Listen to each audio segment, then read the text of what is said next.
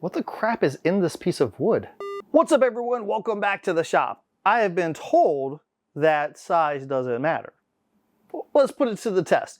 I want to make a tiny little gift box, and it's all going to start with trying to find the perfect piece of wood for the lid.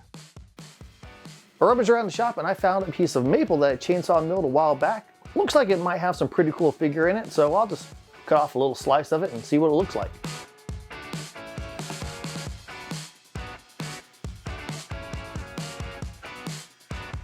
This maple looks absolutely bonkers. The figure in this looks like flames, and that's gonna look really cool for the lid. So I'm gonna take this over to the table saw and cut maybe a 1/4 inch thick piece off of it, set it off to the side. We'll use that for the lid whenever we're ready for it.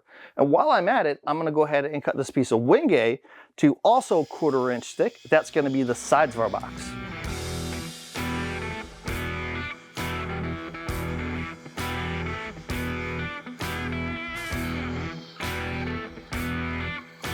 I decided to make my box 4 inches long, about 3 inches wide, and about 3 inches tall. That counts the top and the bottom that I'm going to put on later.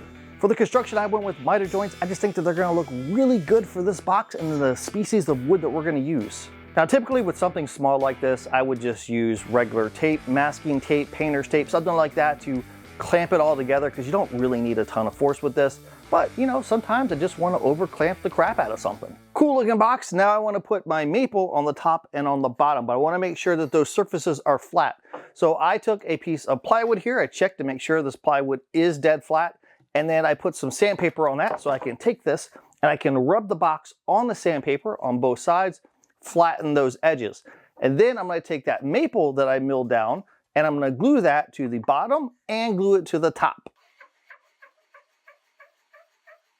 I aligned the box onto the maple pieces that I want for the top and the bottom, then went over to the table saw and cut those pieces off. I glued those pieces right to the box. I'm not worried about wood movement here. This piece is so small, it's not thick, it's not wide, so any sort of movement, if at all, is going to be so tiny, I'm not worried about it. All right, well, while that's drying, I'm going to go ahead and start working on a liner for this, because my plan is to take this box, cut it in half, and then put a maple liner on the inside. So I need to look through my stash and see what I got. This is a piece from a maple tree that I chainsaw milled a while back, and I just noticed there's this weird piece of neon plasticky rubber something inside of it.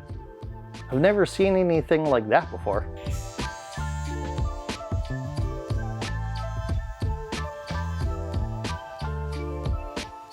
I cut the lid off the box to about 3/4 of an inch from the top. I just felt like that's what looked good. And then I worked on making the liner, which is around 1/8 of an inch thick.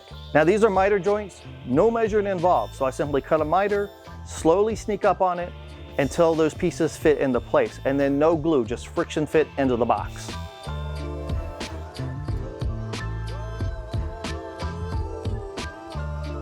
We got some pretty cool looking box here. I can't wait to see finish on this thing, especially on that maple. But I want to help that process along just a bit. So I've got some shellac here, and I have some brown translucent dye. So I'm going to mix that together, apply it on the maple. Once it dries, sand it back. And what it's going to do is it's going to really bring out the highlights in that figure. Then we'll apply finish, and that is going to stand out. I'm going to make up the ratio here. I have about 1/2 cup Dixie cups worth, and then I'll put, there's 1, 2, 3, I don't know, 6 equivalent drops of translucent in there. Again, making it up. Now when you do this, it's gonna be kind of scary at first because it's gonna look like that you're ruining the maple, but it's gonna work out in the end.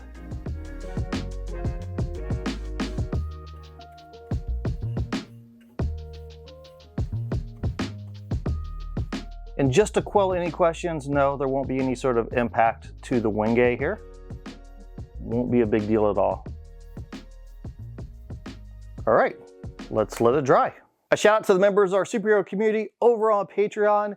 You guys are the ones that are keeping the lights on here and keeping this channel going. We've got several new members. Peggy, Ron Lynn, Kurt Opaka, sorry Kurt, I'm not good at pronunciation. Michael Thompson, Lindell Bell, Jeffrey Taylor, and Bob Marquardt. Thank you so much for all of your support. If you're interested, to head on over to patreon.com/NewtonMakes. Check it out. It really supports out the channel. I sanded the box with 180 grit and then 220 grit. Now, if I didn't want as much of the contrasting grain to show, I could have started at 120, then 180, then 220, but I really wanted to see that darker contrast. And I have to say, after it was sanded, man, that grain looks phenomenal. Now it's time to apply finish. I'm gonna go simple. I'm gonna use some Osmo Hard Wax with this. I've got a white Scotch-Brite pad, buff it into the grain, wipe it off, let it sit, and then I'll see if I need to apply more coats after that.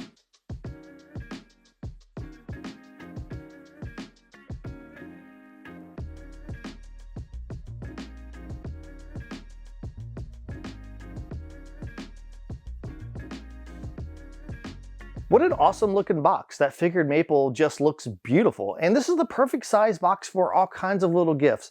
You could put gift cards in it, candy, jewelry, cut off baby doll heads, whatever you think works perfect for that special loved one in your life. I really hope you enjoyed this video. If you did, consider subscribing to the channel. Check out this other video up here. I think you're really gonna like that one. Until we meet again, get in your shop and build something awesome.